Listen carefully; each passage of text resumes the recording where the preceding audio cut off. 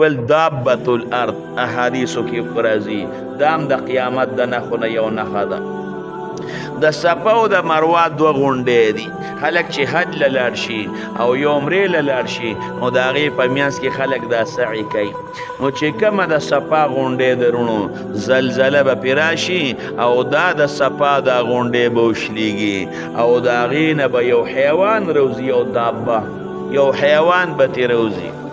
او دا حیوان دکې به د اوو حیواناتو همشي کلی د اوو حیواناتو شکلونه به په دې حیوان کې وي. د دې حیوان دا مخ دا به د انسان په شان دي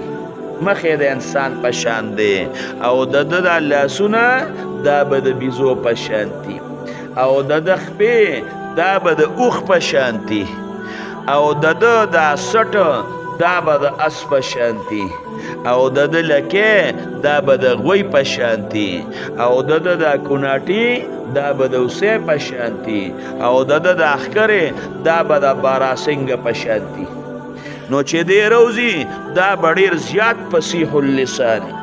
داسې خبرې به کوي چالاکې هوښیارې چې غږ یې مه کوه. نو د سره به په یو لاس کې د حضرت موسی علیه السلام عصواوي د موسی علیه السلام امسا یو لاس کې به سره د حضرت موسی علیه السلام د امساوي او په دویم لاس کې د حضرت سلیمان علیه السلام ګوته به ورسره دا به سره په دویم لاس کې رسول الله مبارک په دې ګوته کې مهر جوړ کړی و هغې باندې بیا مهر لګو. نو د حضرت سلیمان علیه السلام ګوته په یو لاس کې او په بل لاس کې د موسی علیه السلام کونټی او دی به دومره تیزی چې هیڅ څوک به د پسې نشي رسېدی هیڅ څوک به دې راړولی نشي دا به دومره تیزی او چې دا څومره ښارونه تا ته ښکاري د دې ټولو ښارونو دوره به کوي یو ښار به ترې نه پاتې کېږي په ټولو ښارونو باندې به دې چکر لګوي. چې کم مومن دی او الله والا انسان دی د الله د وحدانیت اقرار کړی دی او د رسول الله مبارک د رسالت اقرار کړی دی او مومن دی نو هغه به د حضرت موسی علیه السلام په دې کونټۍ باندې په دې تندي باندې یو روښانه کیله راکوي. دغه د ایمان نښه ده او د هغه د مخ به هغې کلي سر روښانه شي بلکل روښانه بشي منور بشي